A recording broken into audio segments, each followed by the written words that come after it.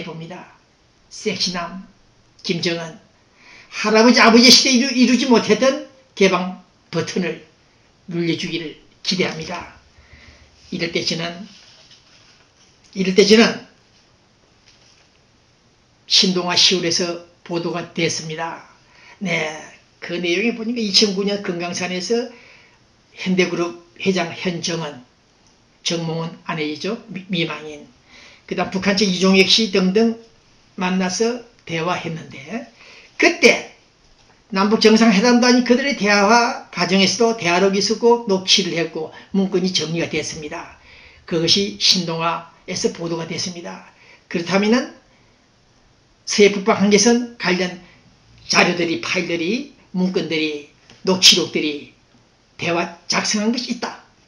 본 기자가 일관되게 주장하고 있습니다만은, 이제 국가정보원 원세훈 퇴임하기 전에 헌법책이 얻어맞아서, 대가통을 얻어맞아서 죽기 전에 대한민국 영토선에 관련된 중요한 문서를 공개할 것을, 즉각 국회에 제출할 것을 다시 한번 이 방송을 통해서 요구합니다. 당신이 도대체 누구길래 서울시청에 있어야 할 자들이 국가정보원에 들어앉아가지고 장난만 치는, 이제는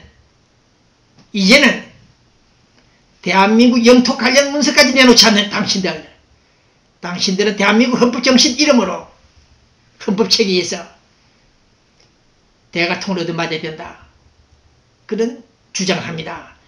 원세훈 끝까지 중립을 지키겠다. 국가정보원이 그런 태도를 보인다면 당신들은 헌법 수호 정신이 없다. 대한민국의 국가정보원이 아니라는 맥락 차원에서 처단해야 된다. 원세훈 목을 쳐야 된다. 그런 생각을 갖고 있습니다.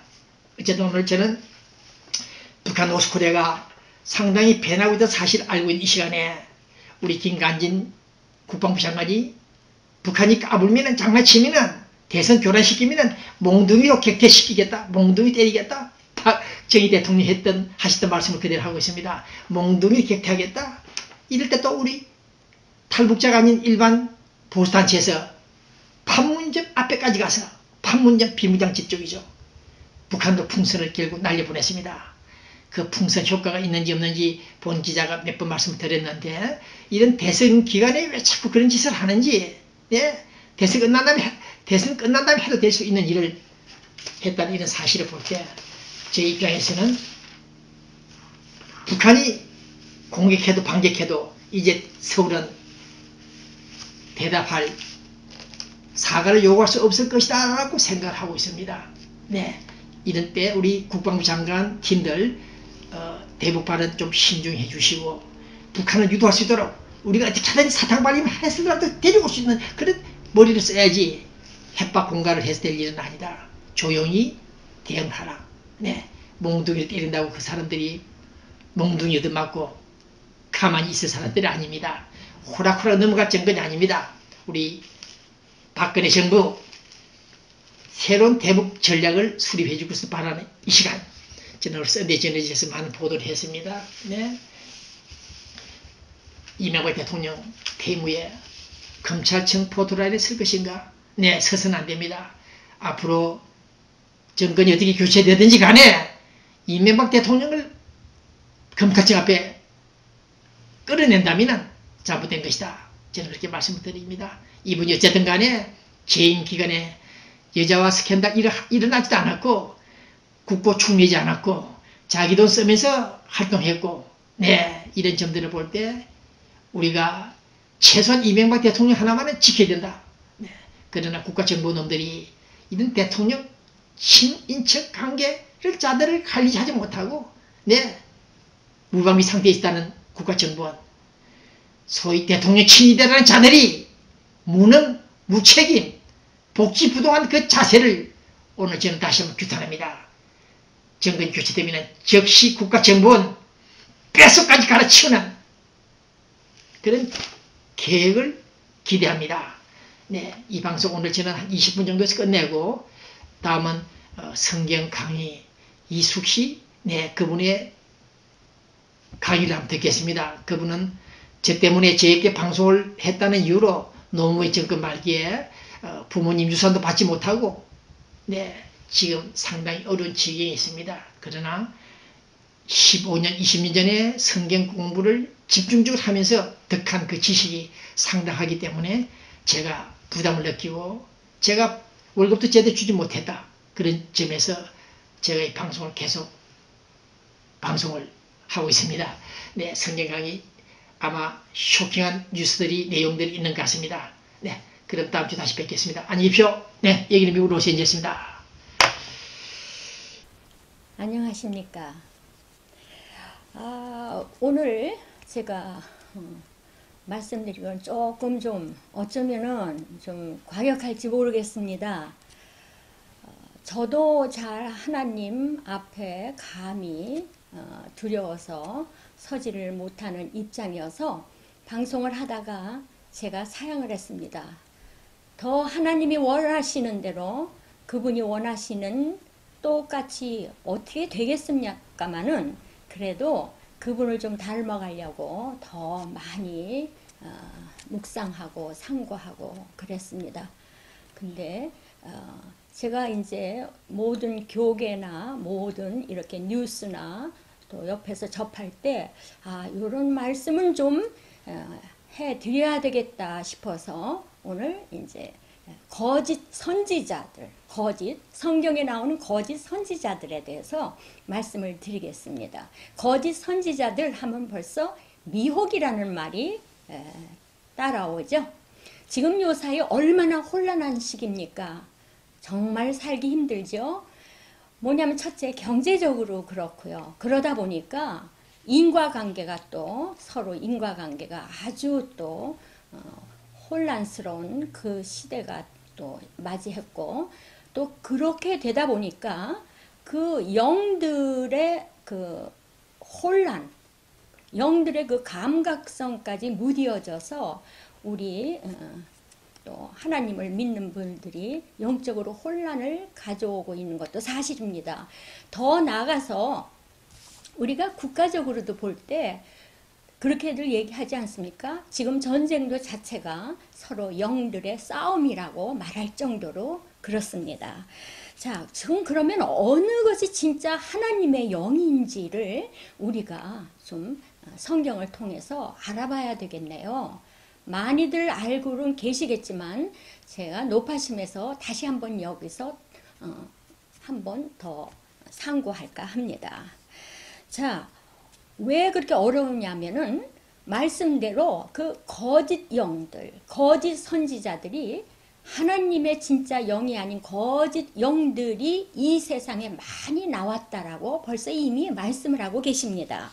사도 요한이 그렇게 말하죠. 사도 요한이 요한일서 4장에서 말하고 있죠. 사랑하는 자들아, 영들을 다 믿지 말고 영들이 하나님에게 속해 있는가 시험을 해봐라. 왜냐하면 많은 거짓 선지자들이 세상에 나왔다. 이렇게 벌써 말하고 있습니다. 요즘에는요, 자기 PR 시대라고 그래서 자기들 것만이 가장 옳다고 자기 주장만 내세우고 그렇죠. 또 그렇게 너무 안 그러면 뒤로 물러서 있으면은 또 세상을 헤쳐나가기가 힘든 세상이 되어버린 것입니다. 성도들은 우리가 이 어느 것이 진짜 진정으로 참인지를 분별하기가 점점 어려워진다는 것입니다. 많은 종들이 벌써 양의 옷을 입고 옷은 양의 옷을 입었습니다. 그런데 속 안에는 뭐예요? 이리. 왜냐하면은 그 이리의 옷을 바깥에 그 안에다가 감추고 있는 거죠. 밖은 양의 옷을 입었지만 그런데 그렇게 하면서 남을 속이기도 하지만 더 무서운 거는 바로 그렇게 하는 거짓 선지자들, 인도자들이 남을 속이는 것보다 더 무서운 것은 자기 자신을 자기가 속이고 있다는 거에 문제가 큽니다. 왜냐하면 본인도 모르기 때문이죠. 또한 자신들이 그렇게 알지 못하는 상태에서 말씀을 전한다거나 인도를 말씀으로 인도할 때 마치 하나님이 보시기에는 그 인도자가 소경이거든요. 그 소경이 그 꿀을 먹으려고 그렇게 따라오는 그 많은 이들이, 말씀을 듣는 이들을 또 소경이 돼버리죠. 그러니까 같이 구덩이에 빠질 수밖에 없죠. 그래서 주님이 말씀하시기를 그 마태복음의 13장에 그런 말씀을 하십니다. 천국에서 제자된 서기관들이 어떻게 하냐면 옛 것과 새 것을 그 곳간에서 이렇게 곳간에서 창고죠, 말하자면 곳간에서 내오는 집주인과 같다고 했습니다. 그리고 일명 소계시록이라고 하는 마태복음 24장에 보면은요, 충성되고 지혜 있는 종이 되어서 때를 따라 양식을 나눠올 줄 자가 누구냐 이러면서 주인이 올 때 그 종이 이렇게 하는 것을 보면 어떻게 해요? 그 종이 복이 있답니다. 그래서 그에게 그 모두 소유를 맡긴다고 이렇게 말씀하고 있는데, 바로 이렇게 지혜 있고 충성된 그런 종들을 바로 지금 주님이 찾고 계신 것입니다. 자, 그렇게 된다면 거짓 선지자들 하면 벌써 미혹이라는 말이 따르죠. 자, 미혹이라는 말을 우리가 알아야 되겠습니다. 이 미혹이라는 단어는요, 원어는 프라네라인데, 프라네. 근데 이 단어가 어디서 나오냐면 프라노스에서 온 단어입니다. 이거가 또 이제 파생된 게 많은데, 거짓 선지자니, 기만자니, 또 뭐 배회하고, 길을 잃고 헤매고, 막 그런 것의 뜻을 가졌거든요. 속이고 죄를 짓고요. 바로 이런 뜻을 가진 겁니다. 그러니까 어떻게 합니까? 갈 바를 모르는 거죠. 어디로 갈 바를 모르고 헤매게 만들고, 또 어떻게 해요? 기만하고 또 유혹을 합니다. 그래서 거짓으로 인도를 한다는 뜻입니다. 이렇기 때문에 우리들이 이런 미혹을 받지 않기 위해서는 어떻게 해야 돼요? 하나님의 말씀을, 정확한 하나님의 말씀을 우리가 알아야 된다는 겁니다. 자, 그러면 미혹이라는 그거에 대해서 말씀을 드렸는데, 그렇다면 이 미혹의 영, 거짓의 영을 어떻게 하면 분별할 수 있느냐 이거죠. 어떻게 하면 분별할 수 있느냐? 참 어렵습니다. 요한일서 4장에 보면 말씀하기를 하나님의 영은 이것으로 알지니 곧 예수 그리스도께서 육체로 오신 것을 시인하는 영마다 하나님한테 속한 것이고, 또 반대로요, 예수를 시인하지 아니하는 영마다 하나님께 속한 것이 아니다. 이것이 곧 적그리스도의 영이다. 이렇게 말하면서 한 말을 너희가 들었거니와 이제 벌써 세상에 나왔다. 벌써 세상에 나왔다라고 이렇게 말하고 있습니다. 자, 그런데는요, 문제가 여기서 참 큰 문제가 있습니다. 번역이 잘못됐다는 겁니다. 우리말 성경에. 원어 성경으로 보면은 여기에서 너희들이 어떻게 해요? 예수 그리스도께서 육으로 오신 것을 시인하는, 여기에서 예수 그리스도께서 육체로 오신 이거가 지금 잘못됐습니다. 자, 육체로가 아닌 육체 안에 오신 것을 말하는 건데, n이라는 전치사가 있습니다. 원어에 n 전치사를 써서 엔사르키, 그러니까는 육체 안이죠. 육체 안에 그렇게 말이 됩니다. 또한 육체 안에 오신 것을 시인하는 영마다 이렇게 나오면서 시인이라는 말이 나오죠. 자, 성도 여러분, 우리 예수를 믿습니까? 네, 믿습니다. 예수를 믿으면 구원받습니까? 네, 믿습니다 하면 그렇게 시인을 한다고 얘기를 하죠. 이거는 정말 우리가 원어를 정말 잘 알아야 되겠습니다.